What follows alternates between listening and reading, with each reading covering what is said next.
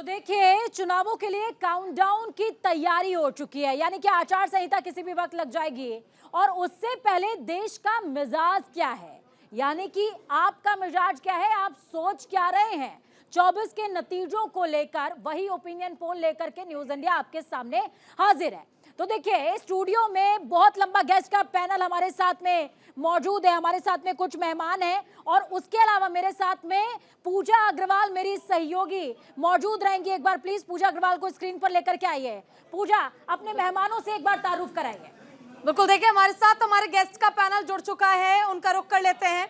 सीधे तौर पर हमारे साथ जो लोग जुड़े हुए हैं, विक्रम लोहिया जी हैं कांग्रेस से, नरेश बंसल जी भी हमारे साथ जुड़े हुए हैं, निरंजन पोद्दार जी जुड़े हुए हैं, तमाम हमारे गेस्ट से जुड़े हुए हैं। हम सबसे पहले निरंजन जी, जिस तरह से लगातार हम देख रहे हैं, सर्वे भी ये बता रहा है कि अब 2024 में उम्मीद कुछ है, लेकिन इंडिया अलायंस की मेहनत भी लगातार जारी है। नरेश जी, आपसे जानना चाहूंगी, क्या लगता है इस बार क्या उम्मीदें हैं 2024 चुनाव से? मैं आप सबको आज अंतर्राष्ट्रीय महिला दिवस और महाशिवरात्रि दोनों की शुभकामनाएं आपके दर्शकों को देना चाहता हूं। आप सबको शुभकामनाएं। और दूसरा करेक्शन चाहता हूं कि आपकी एंकर पूजा ने कहा कि नरेश बंसल जी कांग्रेस से हैं। मैं भारतीय जनता पार्टी से हूं, कांग्रेस से नहीं हूं। बिल्कुल नरेश जी, देखिए सवाल मेरा सीधे तौर पर है, बीजेपी 370 का दम भर रही है, क्या लगता है? और इत्तेफाकन दोनों ही एंकर पूजा है नरेश जी, आज विमेंस डे भी है, महाशिवरात्रि भी है, और हमारा आपसे सवाल, 370 का दम बीजेपी भर रही है, क्या लगता है मौजूदा मिजाज को देख करके कि वो आंकड़ा छूना कितना इजी रहेगा आपके लिए? निश्चित रूप से 370 हम पार करेंगे और एनडीए 400 पार करेगा। पूरे देश का जो माहौल है, जन जन का जो माहौल है, सबके मन में मोदी जी हैं, क्योंकि सबने 10 साल का शासन देखा है। उसमें 10 साल के शासन में परफॉर्मेंस, ट्रांसफॉर्मेशन, ये सब कुछ सबने देखा है। गुड गवर्नेंस देखा है, डेवलपमेंट देखा है, हर वर्ग का विकास हुआ है, हर वर्ग का विश्वास है और मोदी की गारंटी है, यानी पूरा होने की गारंटी इसका हर एक के अंदर, चाहे वो युवा हो, किसान हो, महिला हो, व्यापारी हो, हर वर्ग में एक विश्वास है कि मोदी है तो मुमकिन है और देश के लिए इस समय की आवश्यकता है। 370 पार करेगी भारतीय जनता पार्टी। बिल्कुल नरेश जी, आपके पास में वापस लौटती हूँ, लेकिन इस बीच ओडिशा के क्या कुछ 2019 में नतीजे रहे, ये दर्शकों को दिखाना बेहद ज्यादा जरूरी, और ताकि उससे वो समझ पाए। मयूरभंज से आती है राष्ट्रपति, और उसके अलावा जेएमएम के भी कई सारे ऐसे नेता हैं जो कि मयूरभंज से आते हैं, चाहे वो सीता सोरेन हो या फिर और भी लोग हो। लेकिन इस बीच ओडिशा की स्थिति समझिए, बीजेडी के हिस्से में 12 सीटें, बीजेपी के पास 8 सीटें, तो वही कांग्रेस के पास 1 सीट जाती हुई पिछली बार 2019 में नजर आई थी। लेकिन न्यूज इंडिया क्या कह रहा है, न्यूज इंडिया का सर्वे, आपका मन क्या कह रहा है समझिए। बीजेडी के पास इस समय, मौजूदा समय में जो सर्वे हमने किया, उसमें 15 सीटें जाती हुई नजर आ रही हैं, बीजेपी के पास 6 सीटें जाती हुई नजर आ रही हैं, तो वही कांग्रेस के पास 0, यानी कि कांग्रेस अपना खाता भी नहीं खोल पाएगी इस बार। और इस पर ज्यादा बातचीत करने के लिए, कांग्रेस स्थिति पर बात करने के लिए पूजा के साथ में मेहमान जुड़े हुए हैं। पूजा, रुक कीजिए प्लीज। बिल्कुल, और देखिए पूजा, जिस तरह से लगातार हम आंकड़ों का जिक्र कर रहे हैं, 2024 ये कहता है कि इस बार कांग्रेस का सूपड़ा साफ हो जाएगा। सर, आपसे जानना चाहूंगी, क्या लगता है इस बार इलेक्शन नजदीक है, राहुल गांधी लगातार यात्रा पे यात्रा कर रहे हैं, लगातार जुबानी जंग जो है वो भी लगातार जारी है, लेकिन क्या लगता है 2024 में कांग्रेस कुछ परिवर्तन कर पाएगी? देखिए, जिस प्रकार से भारतीय जनता पार्टी कह रही है आंकड़ा 370, हालत देश की हो गई बद से बदतर और आंकड़ा लेके चल रहे 370। कांग्रेस पार्टी का विजन हमेशा यही होता है कि हम लोग विकास की बात करते हैं, हम लोग जनता के हित की बात करते हैं। कांग्रेस पार्टी ने किसानों का कर्जा माफ किया, भारतीय जनता पार्टी ने आरबीआई का खाता साफ किया। कांग्रेस पार्टी चाहती है देश को एक दिशा और देश की दशा सुधारने का काम करना। अभी ये भी नहीं तय कर पाई कि उम्मीदवार कौन होगा, सीट शेयरिंग पर अभी पेच देखिए, भारतीय जनता पार्टी ने इतने सारे सिटिंग सांसदों के टिकट काट दिए। मैं पूछना चाहता हूं, क्यों काट दिए? क्या वह भ्रष्ट थे? क्या सरकार के अंदर उन्होंने भ्रष्टाचार किया था? क्यों उनके टिकट काट करके नए लोगों को टिकट दे दिया? आपको विश्वास नहीं था कि वे पुनः जीत कर आ पाएंगे? भारतीय जनता पार्टी का विजन भ्रष्टाचारी विजन है। मैं बताना चाहता हूं ठीक है, जिस प्रकार से ये विजन कितना भारतीय जनता भ्रष्टाचारी पार्टी है के राष्ट्रीय या नेता ने कितना कहा, जनसरोकारी जिस प्रकार है, से भाजपा इस के पर बात राष्ट्रीय के लिए नेता ने नरेश कहा। बंसल जी हमारे साथ में जुड़े हुए हैं। विक्रम जी, नरेश जी, आप विक्रम जी को सुन पा रहे होंगे। विक्रम जी कह रहे हैं कि भ्रष्टाचारी एजेंडा है जिसको लेकर बीजेपी आगे बढ़ रही है। बीजेपी क्या सोचती है? ये 60 साल तक भ्रष्टाचार में डूबे रहे और जब ईडी छापे मारती है, नोटों के पहाड़ निकलते हैं, तब ये कहते हैं पॉलिटिकल वेंडेटा है, क्योंकि ये भ्रष्टाचार में डूबे रहे और इनको पता नहीं लगा कि कब इनकी जमीन खिसक गई। इसके कारण से देश को इन्होंने बर्बाद किया है। हम 10 वर्षों में उसको पटरी पर लेकर आए हैं, आगे लेकर के गए हैं। आज विश्व के अंदर भारत का मान सम्मान बढ़ रहा है। तो इस प्रकार की बातें ये 10-15 दिन और करेंगे और जब चुनाव के नतीजे आएंगे तो फिर ये कहेंगे ईवीएम हैक हो गई, क्योंकि इनके पास एजेंडा सेट है। इनका काम है झूठ बोलो, जोर से बोलो, बार बार बोलो। लेकिन वो तो कह रहे हैं कि एसबीआई जो आंकड़ा नहीं दिखा रहा है उसके पीछे रोल बीजेपी का है सर। नरेश जी, कांग्रेस कह रही है कि एसबीआई जो आंकड़ा डिस्क्लोज नहीं कर रही है इलेक्टोरल बॉन्ड का, उसके पीछे बीजेपी का रोल है।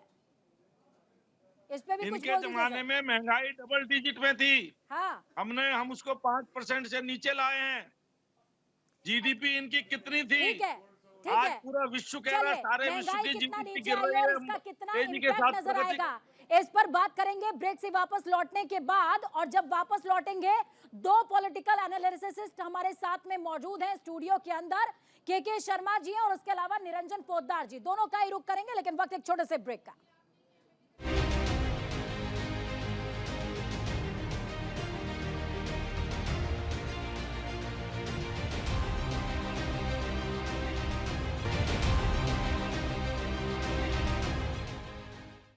और ब्रेक के बाद एक बार फिर से स्वागत है आप सभी का। और लगातार हम जिक्र कर रहे हैं कि आखिर तमाम राज्यों में क्या कहते हैं आंकड़े और क्या है हमारे न्यूज इंडिया का सर्वे।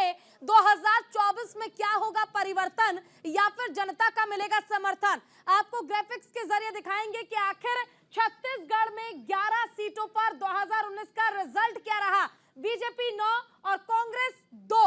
कांग्रेस 2 पर रही। 2019 का यह आंकड़ा हम आपको दिखा रहे हैं। टोटल जो सीट है वो 11 सीटें हैं, जिसमें से 9 सीटें हैं बीजेपी के पास। वोट शेयर देखिए बीजेपी का किस तरह से लगातार बढ़ता रहा। और न्यूज इंडिया का ओपिनियन पोल देखिए क्या कहता है। बीजेपी 10 पर, कांग्रेस 1 पर। ये छत्तीसगढ़ का आंकड़ा हम आपको दिखा रहे हैं। छत्तीसगढ़ विधानसभा चुनाव में भी जो इस बार परिवर्तन हुआ वो सभी ने देखा और इस बार एक बार फिर से देखिए आंकड़ा जो है वो बीजेपी के लिए ही बढ़ता नजर आ रहा है। कांग्रेस के लिए यहां पर कोई बेहतर स्थिति जो है वो बनती नजर नहीं आ रही है। न्यूज इंडिया का ओपिनियन पोल छत्तीसगढ़ में ये कहता है कि 10 सीटें बीजेपी के पास और 1 जाएगी कांग्रेस के पास। हमारे साथ निरंजन पोद्दार जी जुड़े हुए हैं, पॉलिटिकल एनालिस्ट हैं। निरंजन जी, क्या लगता है छत्तीसगढ़ का जब हम जिक्र करते हैं विधानसभा चुनाव में तो परिवर्तन हो गया, क्या लोकसभा चुनाव में भी जो न्यूज इंडिया का पोल कहता है कि 10 सीटें बीजेपी और 1 कांग्रेस का, ठीक ऐसा ही होगा?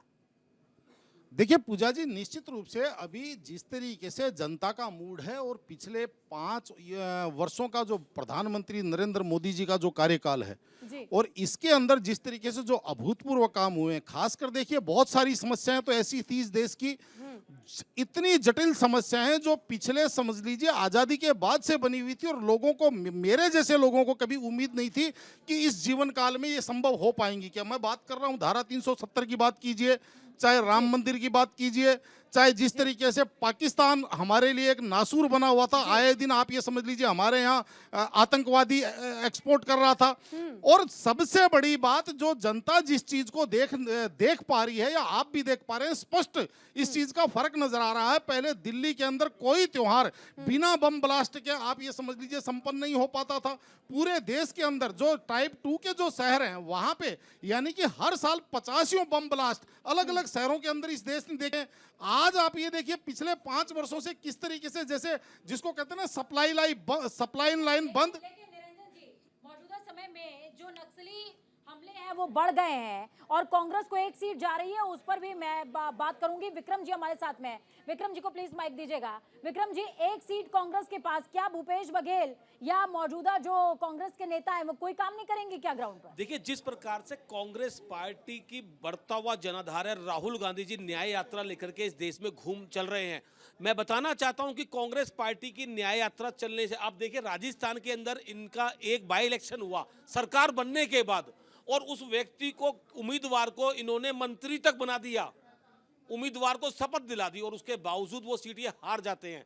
आने वाला समय होगा, आप सबके सामने सच्चाई होगी, और कांग्रेस पार्टी की जो न्याय यात्रा है वो आकर के आपके सामने बताएगी किस प्रकार से कांग्रेस पार्टी और राहुल गांधी जी का इस देश के अंदर जनता पे विश्वास कैसे बढ़ा है। मैं बताना चाहता हूं, जिस प्रकार से अभी पॉलिटिकल एनालिस्ट भाई साहब बता रहे थे, बम ब्लास्ट की बात कर रहे थे, उरी, पंपोर, पठानकोट, शायद ये भूल गए हैं, पार्लियामेंट में अटैक, लाल किले में। हमारे साथ दिनेश प्रताप जी जुड़ गए हैं, मंत्री हैं। उनका सबसे पहले तो स्वागत करना चाहूंगी। दिनेश जी, देखिए लगातार न्यूज इंडिया जो है अपना सर्वे दिखा रहा है किस तरह 2024 चुनाव में इस बार परिवर्तन होकर रहेगा। आपसे जानना चाहूंगी, आपका राय क्या है, आखिर क्या कहेंगे आप इस बार 2024 चुनाव को लेकर, कितनी उम्मीद है?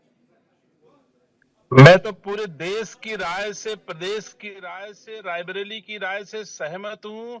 सबके सब मोदी जी में विश्वास करते हैं, योगी जी में विश्वास करते हैं, और लगातार हमारी पार्टी का जनाधार बढ़ता जा रहा है। चूंकि मोदी जी की सेवाएं हैं, योगी जी की सेवाएं हैं, हमारे गृह मंत्री जी की सेवाएं हैं, इसके कारण जनता में विश्वास बढ़ा है। और जो जनहित के काम किए जाने चाहिए सरकार के द्वारा, वो किए जा रहे हैं लगातार।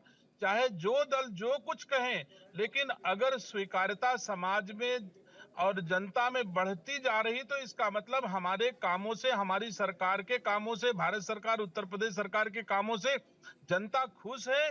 इसी के लिए कांग्रेस के लोग छोड़ छोड़ के भाग रहे हैं। आपको पता है, सोनिया गांधी रायबरेली छोड़ के भाग गई हैं, राहुल गांधी अमेठी छोड़ के भाग गए हैं।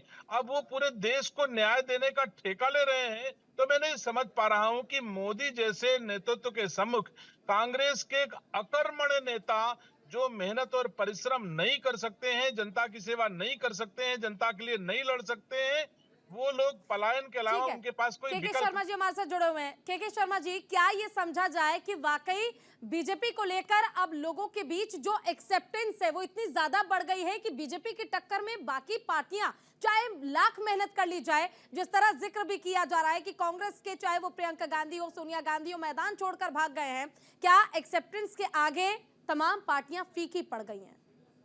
देखिए, ये भागना कोई ऐसा नहीं है, कोई भागा नहीं है, सभी मैदान में अभी चुनाव लड़ रहे हैं।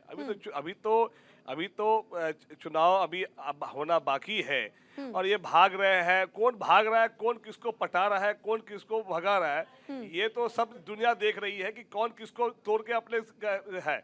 जो उनके 20 साल से जिस पार्टी के झंडा जो उठा रहे हैं, उसके साथ जो नाइंसाफी हो रही है, कोई आवाज नहीं उठा रहा है दल के खिलाफ में, क्योंकि कहीं ना कहीं ये तानाशाही बता रही है। आप जिस छत्तीसगढ़ की बात कर रहे हैं, वहां पे कुछ ही दिन पहले और आज मतारी बंधन योजना जो था, जिसमें फॉर्म जो भरवाया गया था महिलाओं से, वो फॉर्म जो है वो सरकारी ऑफिस में ना होके बीजेपी के पार्टी ऑफिस में भराया गया, और वो जो पैसा है अब प्रधानमंत्री मोदी जो है रिलीज कर रहा है। ये कहीं ना कहीं चुनाव में वो प्रभाव जो ओपिनियन ठीक है केके शर्मा जी, यहाँ वक्त छोटे से ब्रेक का है, मैं जल्द लौटूंगी और जवाब मैं चाहूंगी कि जरूर पूरा हो, क्योंकि क्या वाकई बीजेपी की जो स्वीकार्यता है वो इतनी ज्यादा बढ़ती जा रही है कि बाकी पार्टियां फीकी हो गई हैं, ये सबसे बड़ा सवाल है। यहाँ वक्त छोटे से ब्रेक का, जल्द लौटेंगे ब्रेक के बाद।